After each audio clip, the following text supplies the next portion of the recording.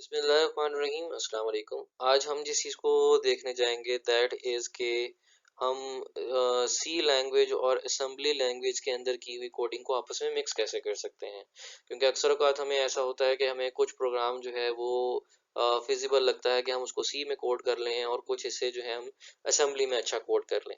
तो आप इन दोनों कोडिंग्स को आपस में जो है वो कंपैटिबल किस तरीके से करेंगे, या जिसको आप कह सकते हो कि आपस में इन दोनों को कोरिलेट करके आप उसको यूज़ कैसे कर सकते हैं।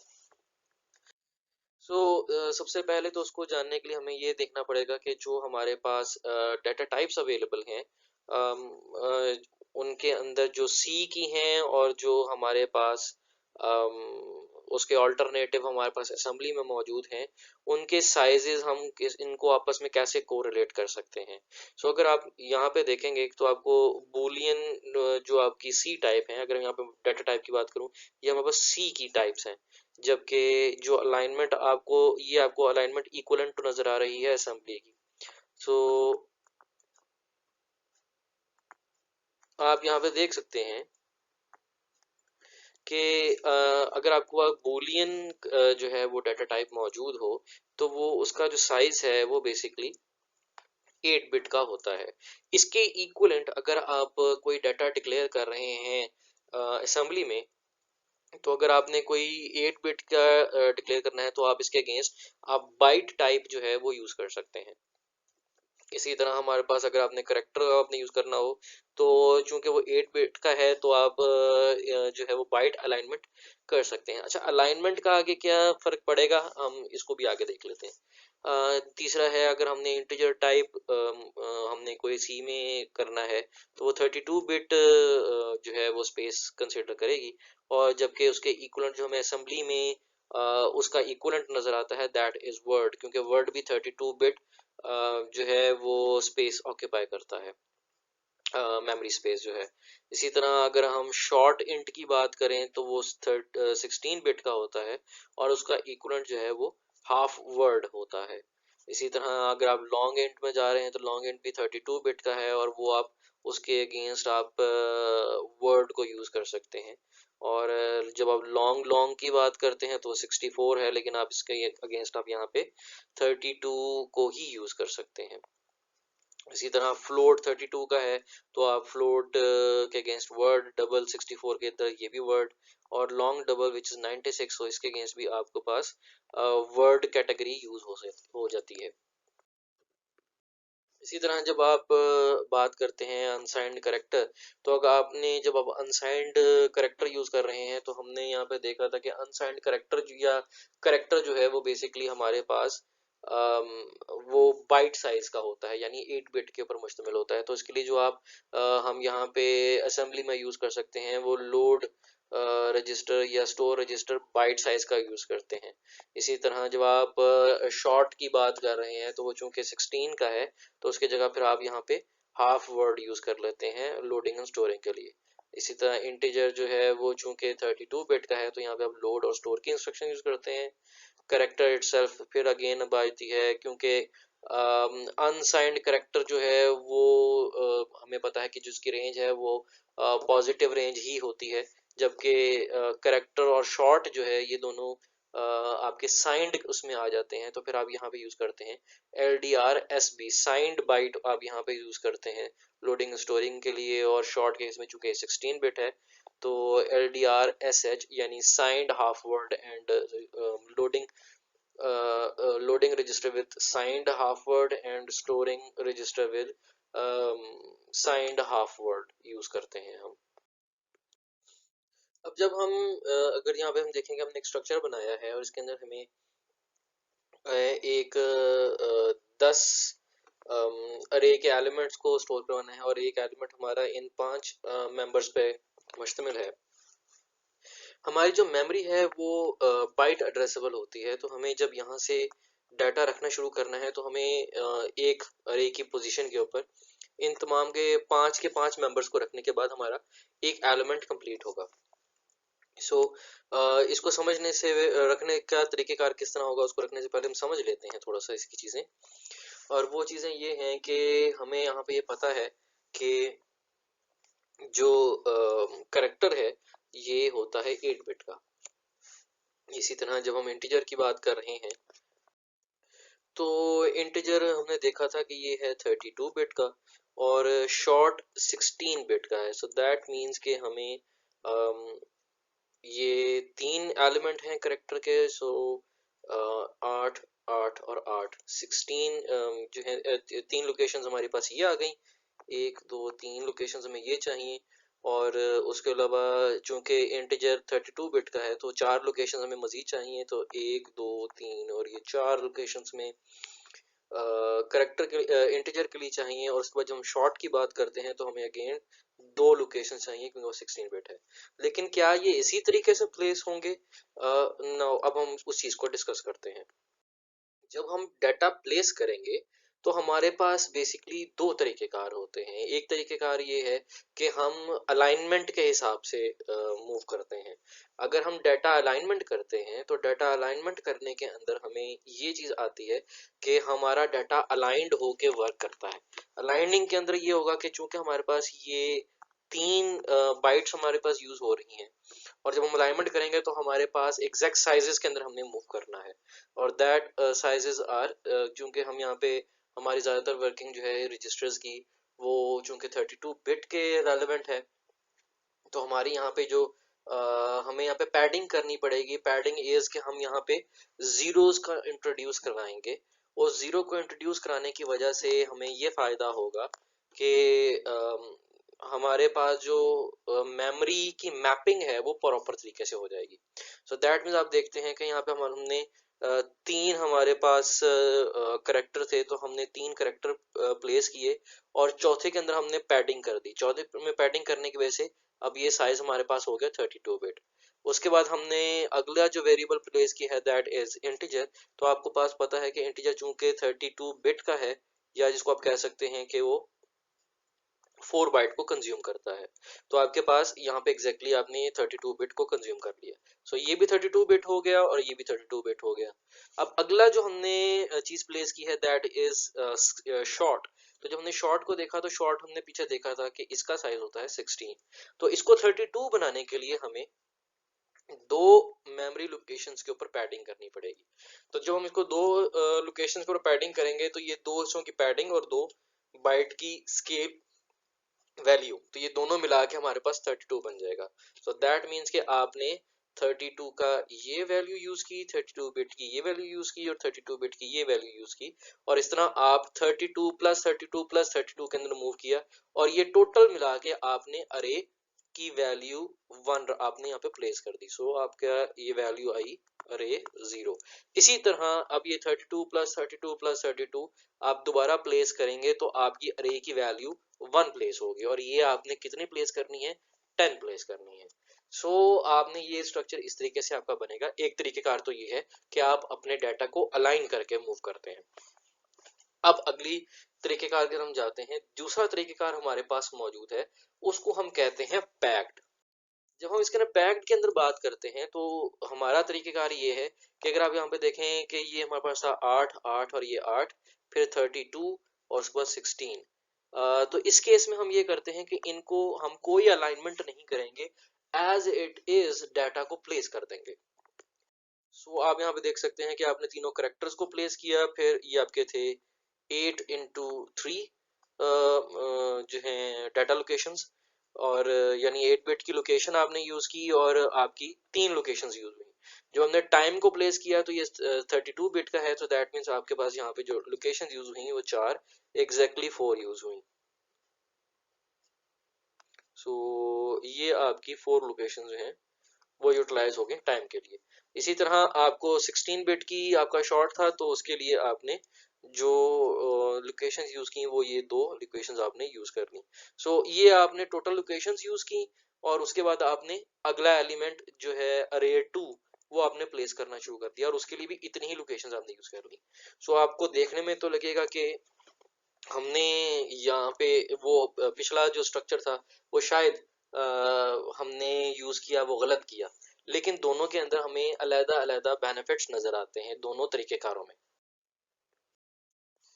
जो फर्क हमें नजर आता है बाय डिफॉल्ट जो हम चीज यूज करते हैं वो है पैडिंग वाली टेक्निक यूज करते हैं। ये पैडिंग वाली टेक्निक हमें क्यों जरूरी है, बाय डिफॉल्ट क्यों यूज होती है, क्योंकि इससे हमारी स्पीड ऑप्टिमाइज रहती है।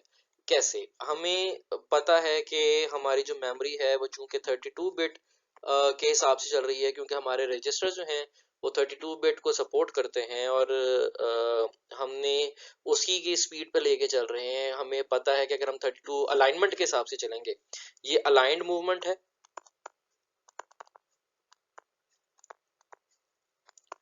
और ये जो है हमारे पास अनअलाइंड मूवमेंट है।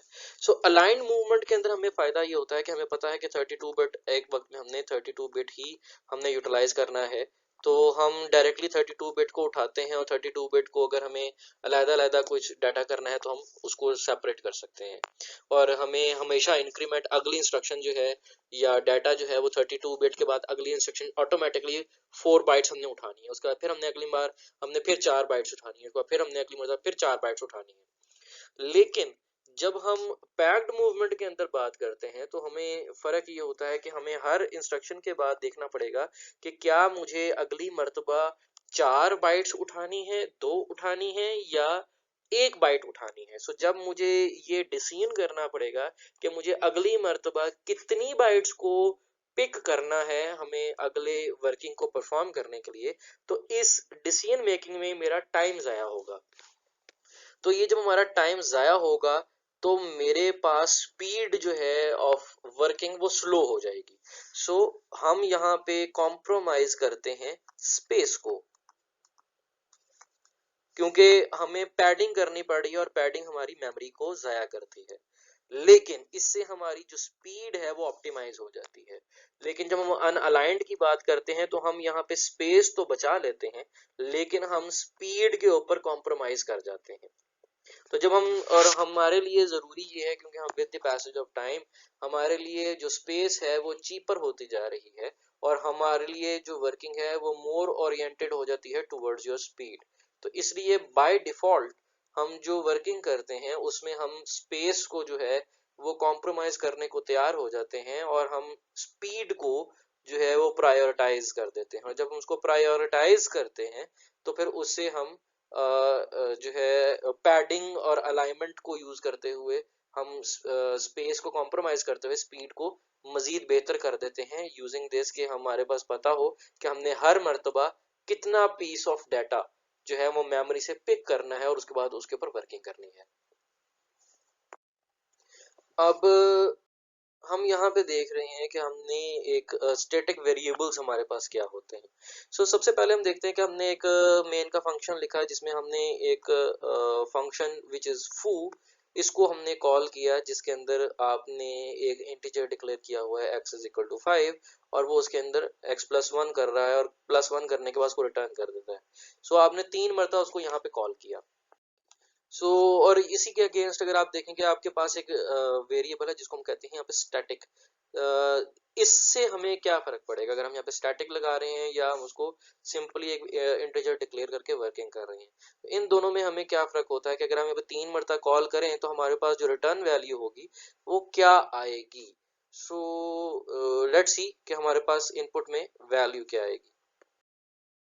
अब हम सबसे पहले देखते हैं पहली कैटेगरी जहां पे हमारे पास सिंपल एक इंटीजर वैल्यू थी which is x is equal to 5। x is equal to 5 हमारे पास वैल्यू मौजूद है, तो आप यहाँ पे देखेंगे कि आपने फर्स्ट टाइम इसको कॉल किया तो यहाँ पे आया, उसको यहाँ पे 5 मिला, उसके अंदर उसने ऐड किया, आपका आंसर आ गया 6। आपने वैल्यू रिटर्न की, आपके पास आंसर आ गया 6। अगेन आपने कॉल की y इज इक्वल टू 4, आप दोबारा यहाँ पे आए तो आपको x इज इक्वल टू 5 नजर आया, 5 के अंदर हमने 1 ऐड किया, आंसर हो गया 6। आपने दोबारा रिटर्न वैल्यू की, दोबारा आ गई वैल्यू 6। दोबारा आपने वैल्यू को कॉल किया तो आपने जो है फू को कॉल किया, यहाँ पे गए वैल्यू नजर आई आपको 5, 5 के अंदर आपने 1 ऐड किया, अगेन आपको जो रिटर्न वैल्यू नजर आई दैट इज 6। इसके अगेंस्ट अगर आप असेंबली का कोड लिखेंगे तो आपको असेंबली कोड आपको ये नजर आएगा कि आपने यहाँ पे फू को कॉल किया, आप फू पे गए, आपने एक रजिस्टर के अंदर जो है वो 5 को मूव करवाया, 5 को मूव करवाने के बाद उसके अंदर आपने 1 को ऐड किया, आंसर आया आपके पास R0 के अंदर 6 और आपने 6 को यहाँ पे आपको आउटपुट में मिल गया। दोबारा अगली मरतबा आप फिर इसके अंदर गए तो आपने R0 के अंदर दोबारा 5 को मूव करवाया, वैल्यू आपके पास दोबारा रिटर्न में आ गई 6। इसी तरह आपने दोबारा यहाँ पे आए, आपने ऐड किया, वैल्यू आपने 5 असाइन की, असाइन करने के बाद फिर 1 ऐड किया तो आंसर आपको रिटर्न वैल्यू आ गई दोबारा 6। ये है हमारे पास जो हम नॉर्मली जो इंटीजर जो है हम डिक्लेयर कर रहे होते हैं। लेकिन जब हम बात करते हैं स्टैटिक की, तो स्टैटिक के अंदर आपको चीज नजर आ रही है कि आपने बेसिकली ये किया है कि जब आपने स्टैटिक इंट को डिक्लेयर किया है तो उससे हुआ क्या, आपका x की वैल्यू वन टाइम इनिशियलाइज होगी विच इज 5। उसके बाद जब आपने वन टाइम इनिशियलाइज किया और आपने फू को कॉल किया तो यहाँ पे चूंकि आपने वन टाइम x को इनिशियलाइज किया होता इक्वल टू 5, आपने 1 को 5 के अंदर 1 को ऐड किया, आंसर आया 6, आपने उसको रिटर्न कर दिया। नेक्स्ट टाइम जब आप वापस आएंगे तो आप ये चीज देखेंगे कि वो स्टैटिक इंट था, तो ये जो आपने वैल्यू इंक्रीमेंट की थी, अब x की वैल्यू जो है वो इंक्रीमेंट हो चुकी है और वो उस वेरिएबल के अंदर स्टोर्ड मौजूद है। तो नेक्स्ट टाइम जब आप यहाँ पे आएंगे तो आपको x की वैल्यू 5 नहीं, अब आपको 6 मिलेगी। इसके अंदर आपने 1 ऐड किया तो आपका आंसर आ गया 7, वो आपने रिटर्न किया। जब आपने नेक्स्ट टाइम दोबारा फू को कॉल किया तो आपको रिटर्न वैल्यू, जब आप वापस आएंगे तो आपको यहाँ पे x की वैल्यू अब 6 नहीं 7 मिलेगी। अब आपने 7 के अंदर 1 ऐड किया, उससे आपका आंसर आ गया 8 और अब आपने 8 को रिप्लेस किया, आपको रिटर्न किया। इसी तरह अगर आप इसके अगेंस्ट आप असेंबली कोड देखेंगे तो यहाँ पे आपको नजर आएगा कि बजाय ये कि आप इस प्रोसीजर के अंदर R0 इज इक्वल टू 5 करते, इसके बजाय आपने डाटा सेक्शन के अंदर जो है वो 5 को x वेरिएबल के अगेंस्ट सेव करवा दिया है। और अब आप यहाँ पे क्या करेंगे, आप यहाँ पे देख रहे हैं आप x की वैल्यू को आप पहले आप यहाँ पे x को लेके आ रहे हैं फ्रॉम योर डाटा सेक्शन, और डाटा सेक्शन से लाने के लिए आप क्या कर रहे हैं, सबसे पहले तो आपने x का जो एड्रेस है वो आपने R1 रजिस्टर में सेव करवाया, फिर R1 एड्रेस पे पड़ी हुई वैल्यू को आपने R0 में लेके आए और उसके अंदर आपने ऐड करवाया। जब आप फर्स्ट टाइम गए तो आपको यहाँ पे पड़ी हुई वैल्यू नजर आई 5, वो आपने इधर लेके आए 5 के अंदर आपने 1 को ऐड किया, द आंसर इज योर 6। और ये 6 जो है आपने वापस स्टोर भी करवाया है, कहाँ, जिस लोकेशन से आप इस वैल्यू को लेके आए थे, और ये लोकेशन कहाँ है, ये आपके डाटा सेक्शन में वैल्यू पड़ी है। सो आपने जिस जगह पे डाटा सेक्शन में वैल्यू आपकी x पड़ी हुई थी उसकी वैल्यू को आपने रिप्लेस कर दिया 6 के साथ।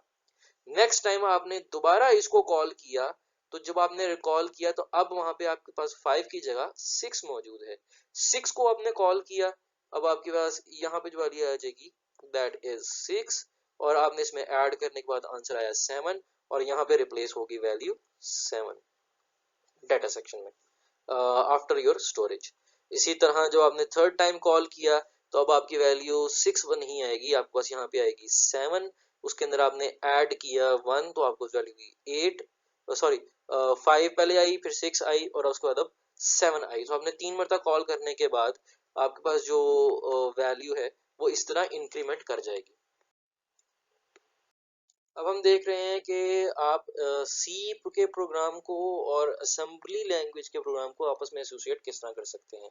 अगर आपने अपना मेन फंक्शन जो है वो सी में लिखा हुआ है और आपका जो असेंबली कोड, आपने एक असेंबली में कोड लिखा है जो कि उसको एसोसिएट कर रहा है या उसको सपोर्ट दे रहा है, तो आप उसको यूज कैसे कर सकते हैं। तो सबसे पहले तो ये चीज़ है कि आपने सी के अंदर आपने एक्सटर्नल जो प्रोग्राम है उसको आपने इंक्लूड करवाया है कि जो आपने प्रोग्राम यहाँ पे है वो आपका यहाँ पे एसोसिएट हो सके। आपने इसका नाम जो रखा है दैट इज स्टर्लिन, तो आपने यहाँ पे देखा है एक्सटर्नल वॉइड स्टर्लिन, ये वो स्टर्लिन है जो इसको इस नाम को इस नाम के साथ एसोसिएट करेगा। सो आपने एक source file which is your assembly file dot S इसको बनाया और आपने एक सी का प्रोग्राम बनाया।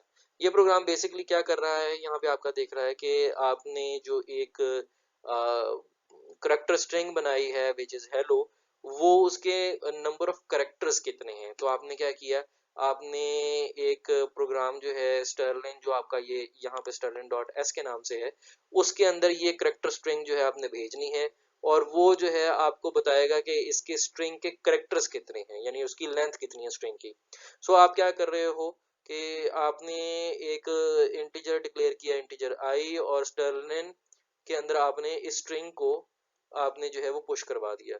तो जब आपने पुश करवाया तो वो ऑटोमेटिकली यहाँ से वो इधर मूव करेगी। और इस प्रोसीजर के अंदर सबसे पहले क्या होगा, आपने दो रजिस्टर्स R4 और LR रजिस्टर जो है लिंक रजिस्टर, उसको आपने प्रिजर्व कर लिया।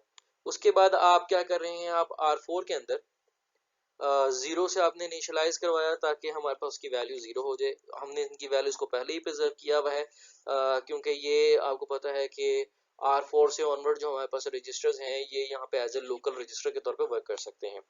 उसके बाद हमने चेक किया कि R1 की वैल्यू क्या बनती है। हमें ये पता है कि जब हमारी स्ट्रिंग एंड होगी तो एंड द एंड उसके ऊपर जो करेक्टर हमारे पास अवेलेबल बचेगा that will be a null character.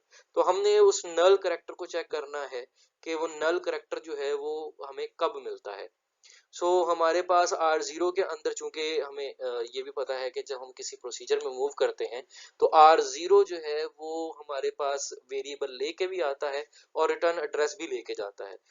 R0 के अंदर डेफिनेटली हमारे पास जो करेक्टर स्ट्रिंग आई है उसका स्टार्टिंग एड्रेस मौजूद है। और ये हमारे पास ऑफसेट है R4 के अंदर। हमने R0 जो कि स्टार्टिंग एड्रेस है उसके अंदर हमने चूंकि स्टार्ट हम यहाँ से ले रहे हैं तो हम पहली स्ट्रिंग की कंपोनेंट को चेक कर रहे हैं कि क्या इसमें क्या इसमें नल करेक्टर हमें मिलता है या नहीं। तो हमने यहाँ पे कंपैरिजन किया और कंपैरिजन के केस में देखा क्या हमारे पास नल करेक्टर मिल गया या नहीं। अगर तो हमें नल करेक्टर नहीं मिलता तो हम R4 को इंक्रीमेंट करते जाएंगे और दोबारा कंपैरिजन करते जाएंगे towards loop, using a loop, के वो यहाँ पे ये चेक करता रहे कि हमारे पास जो है वो नल करेक्टर कब तक आएगा।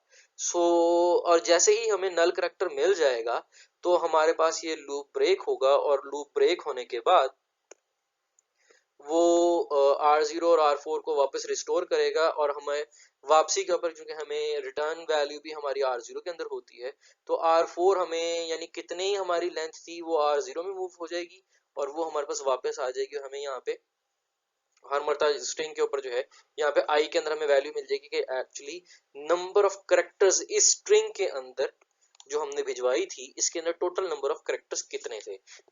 आप इस तरीके से असेंबली कोड को और सी के कोड को आपस में ज्वाइन करके या सपोर्ट करवा के आप यूज करवा सकते हैं।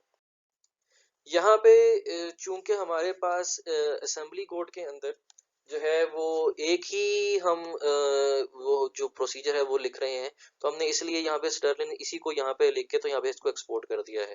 देयर इज अ पॉसिबिलिटी कि हमारे पास असेंबली के अंदर मल्टीपल जो है वो प्रोसीजर्स लिखे हों, तो आप उनमें से जौन जौन से प्रोसीजर्स आपको वहाँ पे रिक्वायर्ड हो आप उन प्रोसीजर्स को वहाँ पे कॉल कर सकते हैं using external void and external integer और व्हाटएवर आप डाटा टाइप एसोसिएट करके। उनकी एग्जांपल हम अभी नेक्स्ट टाइम में नेक्स्ट स्लाइड पर देखते हैं। अब यहाँ पे आप देख सकते हैं कि हमने एक सी का प्रोग्राम लिखा हुआ है मेन का, और हमारे पास इसमें असेंबली का एक और प्रोग्राम मौजूद है जिसके अंदर हमने तीन procedure set value, get value और एक इंक्रीमेंट को यहाँ पे लिखा हुआ है असेंबली के कोड में। आपने एक इंटीजर डिक्लेयर किया, इंटीजर काउंट। उसके बाद आपने इन जो प्रोसीजर्स हैं उनमें से सेट वैल्यू और गेट वैल्यू को आपने जो है वो यहाँ पे इंक्लूड करवा लिया है अपने सी के मेन प्रोग्राम के अंदर। दैट मीन्स कि आप इन दोनों जो है प्रोसीजर्स को यहाँ पे यूज कर सकते हैं। वॉइड इंक्रीमेंट आपका ये यहाँ पे ऑलरेडी नीचे डिक्लेयर्ड है, तो आपने इसको यहाँ पे इसको भी इंक्लूड करवा लिया क्योंकि हम सी के अंदर पहले डिक्लेयर करते हैं और उसके बाद उसको यूज करते हैं। आपने अगर मैं इसका रंग चेंज कर दूं आसानी के लिए, इसके अंदर हमारे पास ये इंक्रीमेंट जो है वो बेसिकली ये वाला है, और जो हमने बाकी जो ग्रीन वाले हैं वो हमने असेंबली वाली साइड से उठाए हैं।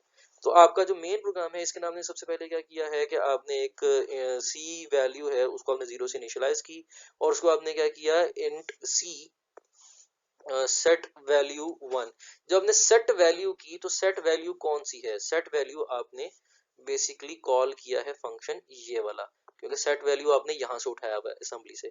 आप सेट वैल्यू में गए, सेट वैल्यू को चूंकि आपने एक्सपोर्ट किया था इसलिए आपके पास सी मेन प्रोग्राम के अंदर जो है वो एक्सेसिबल है। सबसे पहले आपने क्या किया, काउंटर, चूंकि ये आपने यहाँ पे इंपोर्ट काउंटर किया हुआ है तो ये काउंटर के अंदर जो भी वैल्यू है ये यहाँ पे एक्सेसिबल हो चुका है वेरिएबल, जो कि आपने सी के अंदर डिक्लेयर किया है।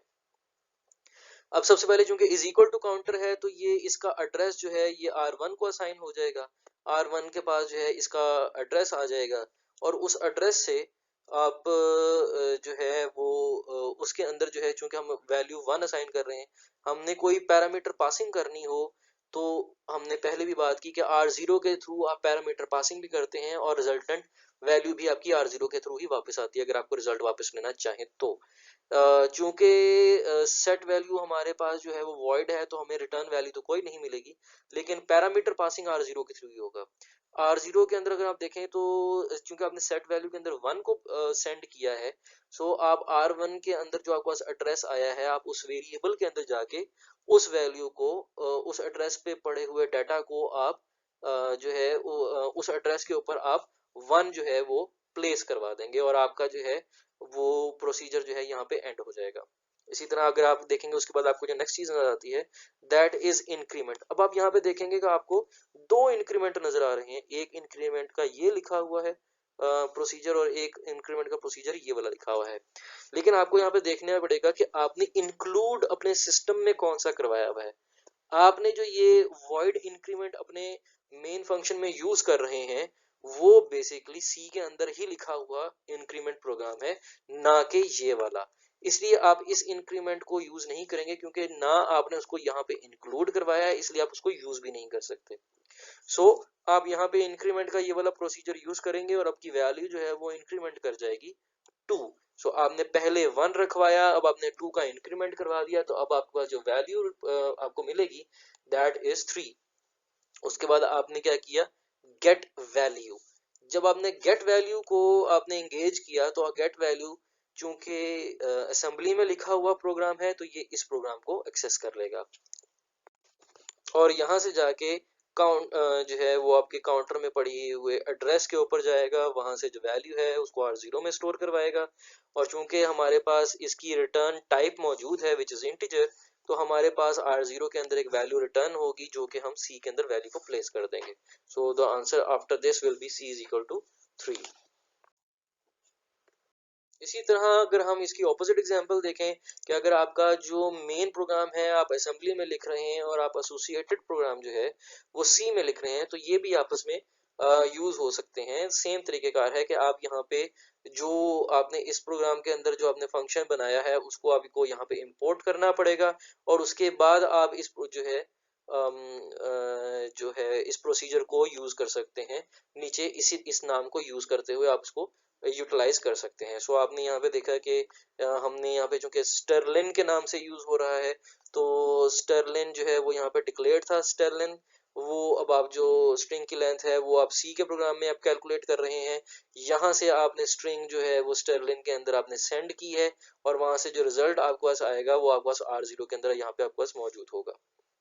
उसको आगे आप यूज कर सकते हैं कि जो आपने स्ट्रिंग है विच इज दिस, इसको आपने इधर भेजा, रिटर्न वैल्यू जो आपकी है आई आपके पास वहां पे वापस आ जाएगी और आपके पास R0 के अंदर अवेलेबल होगा कि आपके स्ट्रिंग की लेंथ कितनी है। And the same thing goes कि हमने जो है सी के प्रोग्राम के अंदर गेट वैल्यू, इंक्रीमेंट और सेट वैल्यू जो है वो बनाया है और हमारा जो मेन फंक्शन है वो हमारा सी का है। अब आप यहाँ पे देखें कि हमारे पास ये तीनों फंक्शंस जो हैं हमने सी से उठाए हैं और यहाँ पे हमने चूंकि इंक्रीमेंट अपने पास नहीं लिखा वो सी में ही लिखा और उन तीनों को यूज कर रहे हैं तो आप देखेंगे तीनों को हमने यहाँ पे इंपोर्ट करवाया है और इंपोर्ट करवाने के बाद अब आपने इन तीनों को कॉल किया है और तीनों को कॉल करने के बाद आपके पास जो रिजल्ट है वो आपके पास R0 में वापस आएगा क्योंकि गेट वैल्यू आपको R0 में वैल्यू वापस देगी। उसको आपने आगे यूटिलाइज करना है तो हमने यहाँ पे उसको R2 के अंदर जो है वो R0 की वैल्यू को वो मूव करवा दिया है और उसको आपके हमने यूज कर लिया है। यहाँ पे आप देख सकते हैं यहाँ पे हमने एक्सपोर्ट किया था काउंटर जिसने हमने सी में किया था और जो आपने यहाँ से एक्सपोर्ट किया था वो आपने यहाँ पे एक्सटर्नल जो है वो चूंकि वैल्यू आपकी जो है किसी दूसरे प्लेटफॉर्म से इस प्लेटफॉर्म में आ रही है तो आप एक्सटर्न लगा के तो हम कर देंगे किसी दूसरे प्लेटफॉर्म से आ रही है तो एक्सटर्नल सोर्स से हमारे पास वैल्यू अवेलेबल हो रही है, उसको हमने इस जो है कोड के अंदर इंटीजर डिक्लेयर किया है और उस वैल्यू को हमने आगे यूटिलाइज किया है इन फंक्शंस के अंदर। होपफुली आपको समझ आई होगी, और अब आप जो है मजीद इसके अंदर यूटिलाइजेशन कर सकते हैं कि आप सी को और असेंबली के कोड्स को आपस में रिलेट करके आप अपने फंक्शंस को कैसे अच्छे तरीके से परफॉर्म कर सकते हैं। इंशाल्लाह नेक्स्ट टाइम हम नेक्स्ट टॉपिक के साथ हाजिर होंगे। होपफुली आपको समझ आया होगा।